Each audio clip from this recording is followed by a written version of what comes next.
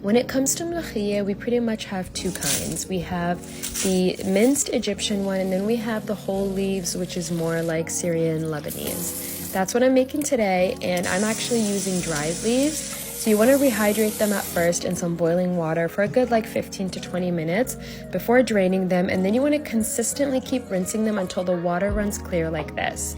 Then you want to squeeze them dry and set them aside. I took about 20 washes before mine got clear.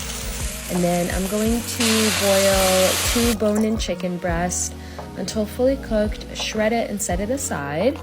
And then for garlic, the more the merrier. I'm doing like 20 cloves. And you want to saute. I'm using ghee, some chopped cilantro with lots of garlic, and then you want to add in the leaves and saute those for a few minutes. And then we're going to add our chicken broth that we just boiled the chicken in. And let that simmer. I'm adding a habanero for extra flavor. Put a lid on it for at least 20 minutes. Then we're gonna take the habanero out and add the shredded chicken with some dried coriander, lots of lemon juice, and then serve with white rice.